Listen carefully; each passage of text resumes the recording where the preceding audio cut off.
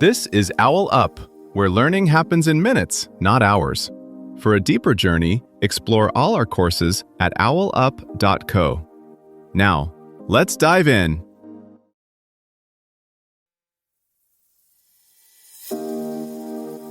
Chapter 4 of Dinosaurs: The Real Story.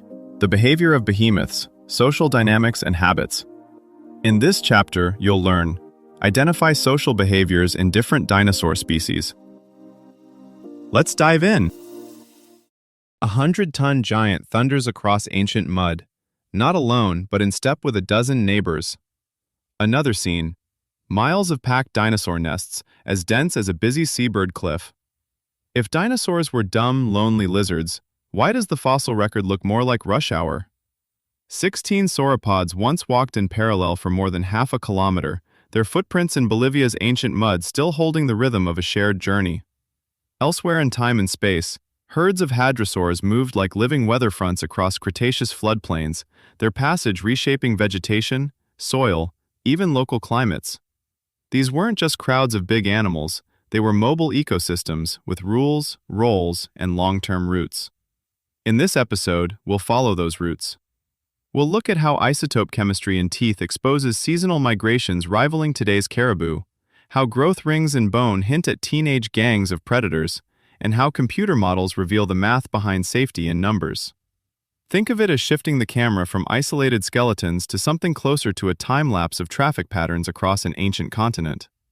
Those traffic patterns weren't just about where dinosaurs went, but how they moved together and shared space.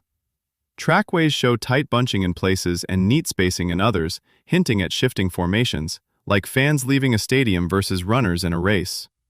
Some bone beds preserve multiple species side by side, suggesting mixed communities rather than single-species crowds.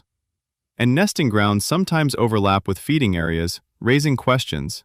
Did adults commute between nursery and pasture? Or did whole groups slow down and reorganize their routines during breeding seasons? Some of the clearest clues about dinosaur social lives come from who shared space with whom and at what age. In several sites, juveniles vastly outnumber adults, hinting that growing animals sometimes peeled off into their own cohorts.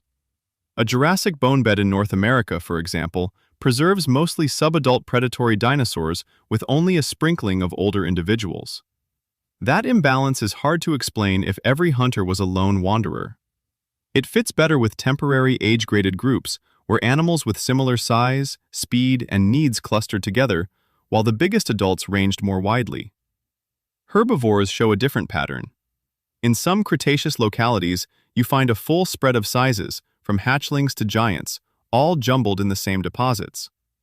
That mix suggests looser, multi-generation herds, where youngsters stayed within sight of experienced adults. But even here, spacing matters.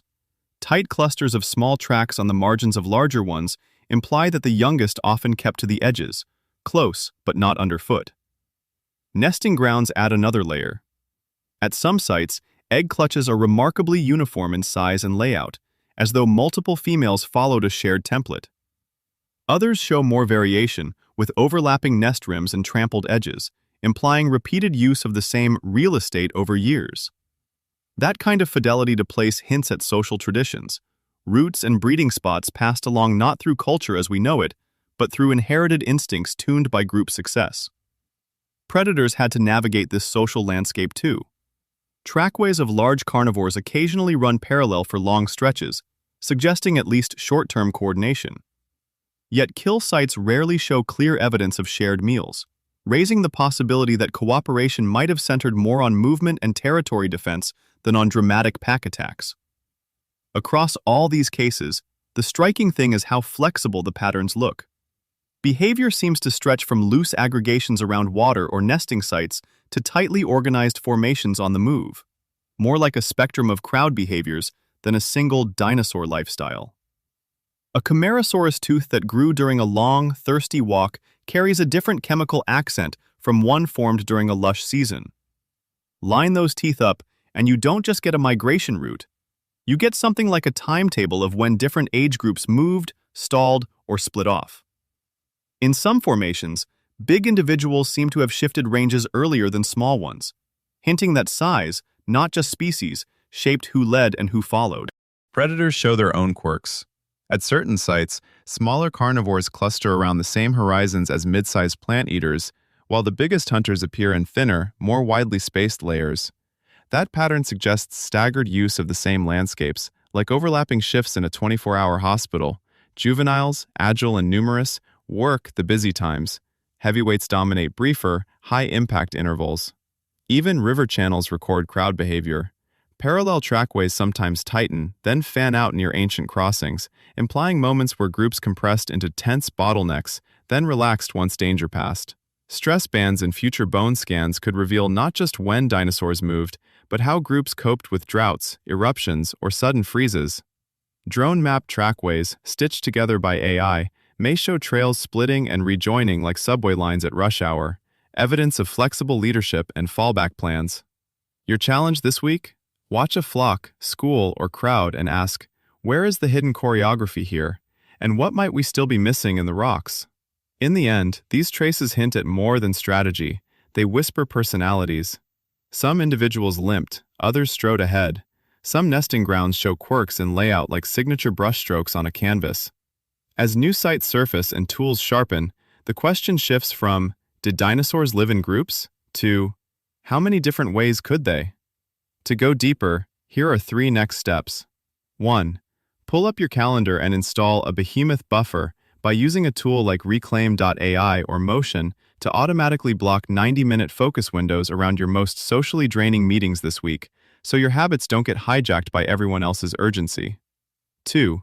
Grab a copy of The Power of Habit by Charles Duhigg and, while you listen back to the social gravity section of the episode, map one specific habit, like checking Slack after every ping, into his cue, routine, reward framework using the free worksheet from charlesduhigg.com. 3. Open the Be Real or WhatsApp group you most often conform to and deliberately seed one new norm discussed in the episode, such as sharing a daily deep work win instead of a complaint. Then track the ripple effect for a week using the Streaks or Habitify app. This was OwlUp, your daily step forward. This series continues with more chapters on OwlUp.co. Visit OwlUp.co to access the complete course and continue your learning journey. See you there!